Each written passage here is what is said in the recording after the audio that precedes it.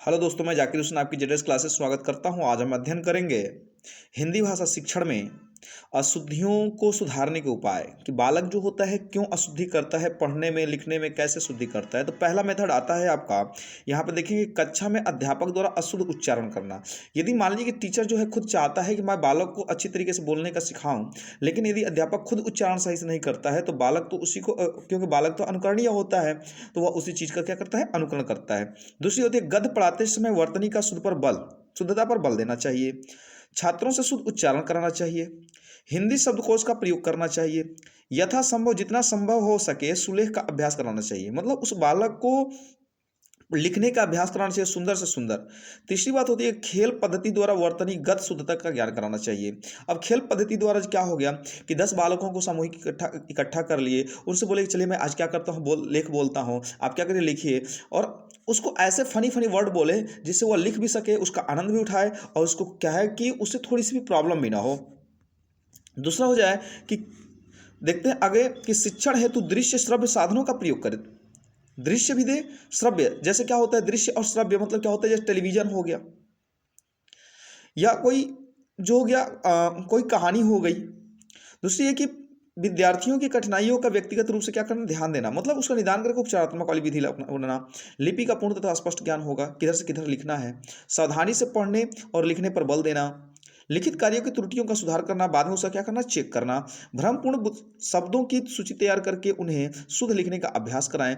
जो बालक लिखने के तरीके नहीं जानता है तो उसका क्या करना, जितने भ्रम वाले वर्ड हैं उसको क्या करें, उसको सही से अभ्यास कराएं। व्याकरणिक नियमों का ज्ञान कराना, शारीरिक दोषों का उपचार करना, कुछ समान उच्चारण वाले वर्णों में अंतर स्पष्ट करना। समान उच्चारण वाले, जिनका उच्चारण करते समय क्या हो, समान वर्ड अर्थ निकले, समान निकले। उसके बाद नैदानिक परखों द्वारा कठिनाई के स्थलों की जानकारी व उपचारात्मक शिक्षण करना। समान उच्चारण वाले शब्दों का अंतर समझाइए, क्या क्या हो सकते हैं। उसके बाद जो है सावधानी से सीखने की प्रेरणा देना, कठिन शब्दों को श्यामपट्ट पर लिख करके संपूर्ण सामूहिक रूप से समस्या का निवारण करना। अब आते हैं दोस्तों हम यहाँ पे भाषा शिक्षण में मूल्यांकन क्या होता है। तो मूल्यांकन का मतलब होता है कि किसी कार्य की समाप्ति हो जाने के बाद उसको क्या करना, निरीक्षण करना ही क्या होता है, या उसके बारे में पूरी तरह से जानकारी लेना ही क्या कहलाता है, मूल्यांकन कहलाता है। देखते हैं मूल्यांकन क्या है कि साधन द्वारा हमें यह ज्ञात हो कि कार्य की समाप्ति पर पूर्व निर्धारित उद्देश्यों की पूर्ति किस सीमा तक हुई है, उसी को हम क्या करते हैं। मान लीजिए कि आपने क्या कर दिया कि जैसे घर की पुताई कराना शुरू कर दिए, और घर की पुताई कराना शुरू कर दिए, और पुताई कराने के बाद जब जब कहता है मिस्त्री या जो भी पेंट करने वाले होते हैं, कारपेंटर होता है, वो कहता है कार्य कंप्लीट हो गया। अब जा करके आप क्या करते हैं, उस दीवारों को रगड़ करके देखते हैं, उस दीवारों को लाइट जला करके देखते हैं कहीं से क्या तो फाल्ट तो नहीं मिल रहा है, वहीं उसकी क्या होती है, मूल्यांकन होता है। वैसे ही बालक को जो पढ़ा करके साल के अंत में 6 महीने के अंत में जो है हम क्या करते हैं, उसकी पढ़ाई गई परीक्षा लेते हैं, और परीक्षा लेने के बाद उसका रिजल्ट देखते हैं, तो वही क्या होता है कि इसके रिजल्ट में क्या कमी आई है, कितना वो सीख रखा है, वही तो मूल्यांकन होता है। देखिए यह शिक्षक उद्देश्यों में घनिष्ठ रूप से संबंधित होता है। यह छात्रों के व्यवहार संबंधी सामग्री एकत्र करने का साधन होता है। यह निरंतर चलने वाली क्या होती है, एक प्रक्रिया होती है। मूल्यांकन तो लगातार चलते हैं। अब मूल्यांकन का महत्व एवं उपयोगिता क्या है। अब उपलब्धि होगी, निदान व उपचार का परामर्श देना होगा। यदि बालक जो है कम नंबर लाता है, उसको पढ़ने नहीं आता है, वह गलत लिख पाता है, तो उसकी हम क्या करेंगे, निदान कर लेंगे, हमें उस जानकारी मिल जाएगी कहाँ इसकी फॉल्ट है, कहाँ गलतियाँ कर रहा है, और हमको उसका उपचार करेंगे। भविष्य का जीवन स्तर देखेंगे, अध्ययन के लिए क्या करेंगे, प्रेरणा देंगे। यदि उसकी नीड इंप्रूवमेंट की आवश्यकता होगी तो हम उसको क्या करेंगे, बार बार उसे प्रेरणा देते रहेंगे, मोटिवेशन करेंगे।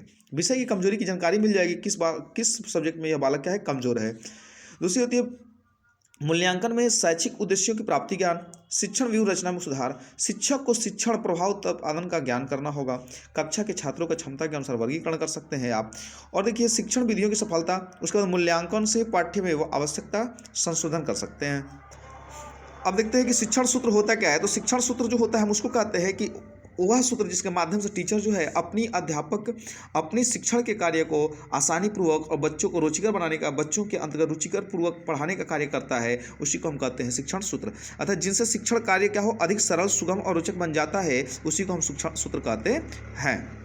अब देखते हैं दोस्तों कि ये भाषाई प्रमुख शिक्षण सूत्र होता क्या है। तो तर्कपूर्ण क्रम का त्याग कर मनोवैज्ञानिक क्रम का अनुसरण करना चाहिए। हमें ज़्यादा से ज़्यादा जो है कि हम क्या करें कि मनोवैज्ञानिक तरीके से क्रम का अनुसरण करें। दूसरा होता है अनिश्चित से निश्चित की ओर ले चले। जो बालक नहीं जानता है, जो अनिश्चित है, उसके बारे में हम निश्चित की ओर ले चले। विशेष से सामान्य की ओर ले चले, सरल से कठिन की ओर, ठीक है। अब ऐसा नहीं कि यदि मान लीजिए कि क्लास 3 में पढ़ने वाला बालक है तो उसको हम डायरेक्ट उठा दिए, अब उसको हम रैखिक प्रोग्रामन पढ़ाना शुरू कर दिए, रैखिक समीकरण पढ़ाना शुरू कर दिए, हम उसको डेसिमल की संख्या पढ़ाना शुरू कर दिए, तो ये क्या हो जाएगा, बिल्कुल कठिन से अब सरल की ओर, बल्कि सरल से कठिन की ओर चलना है, ज्ञात से अज्ञात की ओर।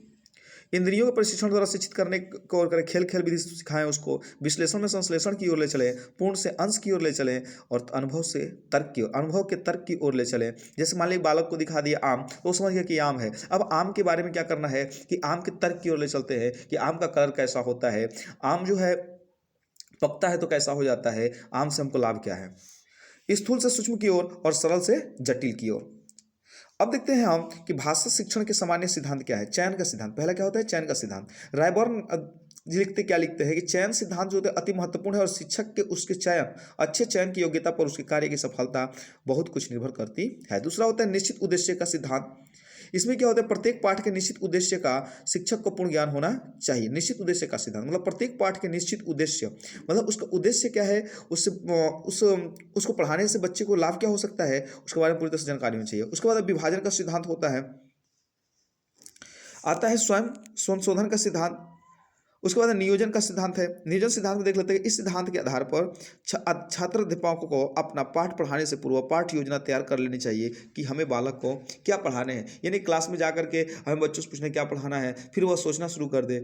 और इससे क्या होता है कि यदि आप पाठ योजना बना लेते हैं तो टीचर को पढ़ाने में इतनी मज़ा आती है कि वह खुद समझ सकता है कि हमें, क्योंकि उसको एक तो पहले तो रुकावट की सामना नहीं करना पड़ेगा और खुद ऑलरेडी समझ सकता है कि कहाँ तक हमें और कितनी पढ़ाने हैं।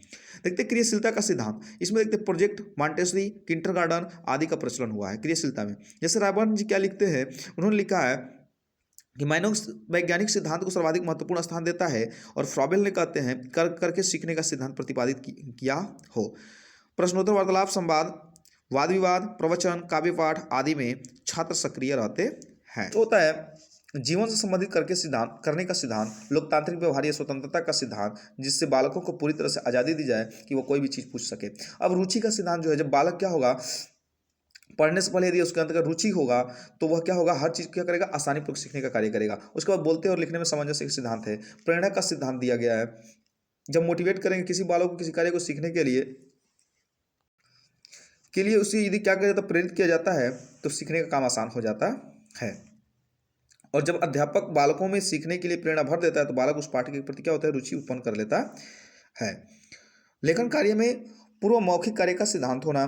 प्रयत्न का सिद्धांत, अब क्या होता है, भाषा एक जटिल एवं सूक्ष्म है जिसको क्या कर सकते हैं हम, श्रुतिलेख, वाक्य रचना, सस्वर पाठन, अनुवाद जैसे कार्यों में प्रचलन की आवश्यकता होती। उसके बाद है बाल केंद्रित शिक्षा। बाल केंद्रित शिक्षा क्या होता है, अतः बालक में इस योग्य बनना है कि भाषाई कौशल पर अधिकार कर सके और भाषा सीखने बालक स्वभाव, अपने वातावरण एवं योग्यता का ध्यान रखे। अतः ये जो था हम लोगों ने पढ़ा भाषा शिक्षण, और भाषा शिक्षण जो है ये हिंदी भाषा शिक्षण थी। आपको जो है बहुत बेहतर तरीके से समझाने की कोशिश की गई है। आप ज़्यादा से ज़्यादा देखें और इस वीडियो को देखने के लिए आपको दिल से धन्यवाद।